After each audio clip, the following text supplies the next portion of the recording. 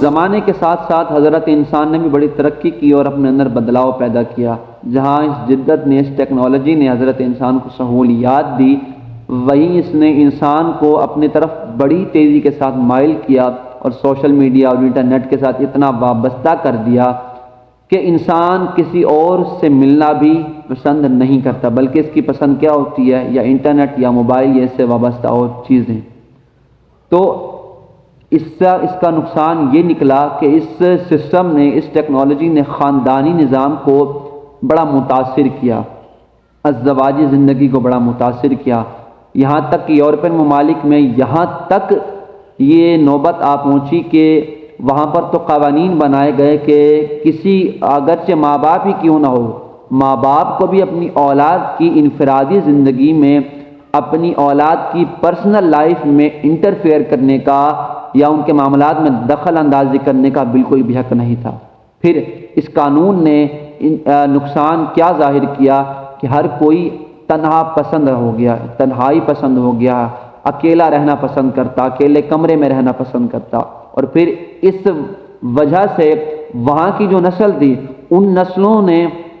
پھر خاندانی نظام کو توڑ دیا اور خاندانی نظام کو قبول نہیں کیا۔ پھر اس کی وجہ سے ان کے ذہنوں نے کبھی خاندانی نظام کو سمجھا ہی نہیں، اور پھر جب ان کی شادی کی عمر آئی، جب وہ بڑے ہوئے، وہاں کے ان کے والدین نے سوچا کہ اب ہمارے بیٹے یا بیٹی کی ایک عمر آئی ہے کہ اس نے اپنے لیے رفیق حیات تلاش کرنا ہے، مگر ساتھ ہی یہ فکر بھی آئی کہ اس کو تو خاندانی نظام کے بارے میں کچھ خبر ہی نہیں ہے، یہ تو اس نے اپنی زندگی کا اکثر حصہ تنہا ایک کمرے میں گزارا ہے یا موبائل کے ساتھ گزارا ہے، یہ تو سوشل میڈیا کے ساتھ وابستہ رہا۔ پھر انہوں نے کیا کیا؟ انہوں نے شادی سے پہلے اپنی اولاد پر یہ، اپنے لوگوں پر یہ لازم کر دیا کہ وہ اپنی اولادوں کو، اپنے بچوں کو شادی کے لیے کورسز کروائیں گے۔ کچھ مہینے کے لیے انہوں نے ایک ایسا ادارہ بنایا کہ جہاں بچوں کو اکٹھا کیا جاتا اور مختلف دانشور آ کر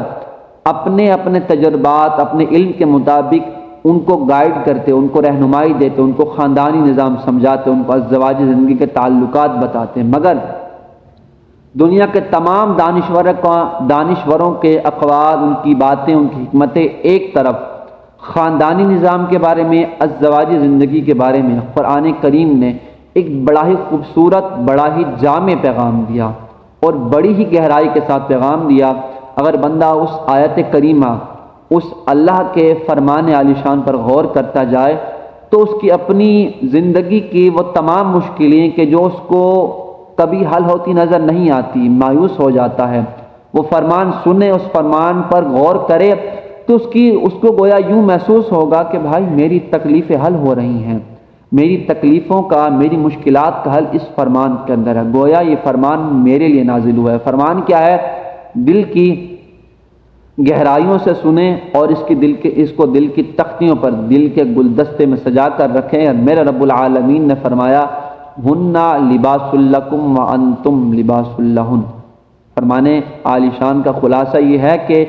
مرد جو ہیں یہ عورتوں کے لیے لباس ہیں اور عورتیں جو ہیں یہ مردوں کے لیے لباس ہیں۔ اب اس فرمان کے اندر آپ غور کریں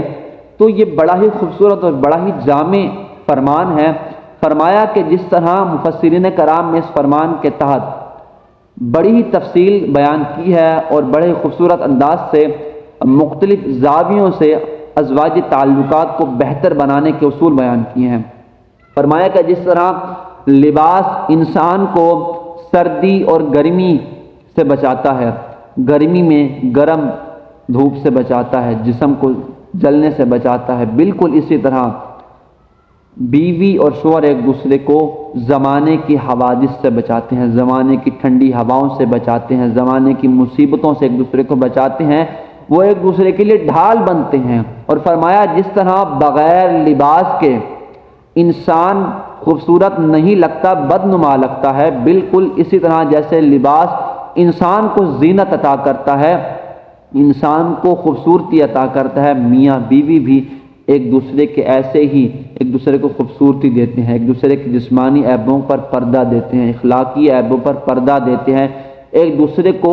رہنمائی کرتے ہیں اور بتاتے ہیں، ہائی لائٹ کرتے ہیں کہ تمہارے اندر یہ برائی ہے، تم اپنے اندر یہ اچھائی پیدا کرو۔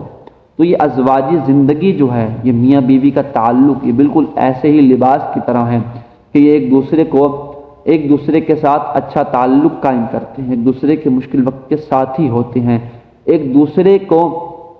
زینت بخشتے ہیں، خوبصورتی بخشتے ہیں۔ جس طرح لباس کے بغیر انسان نامکمل ہے، بالکل اسی طرح نکاح کے بغیر بھی ایک مرد ایک عورت نامکمل ہے۔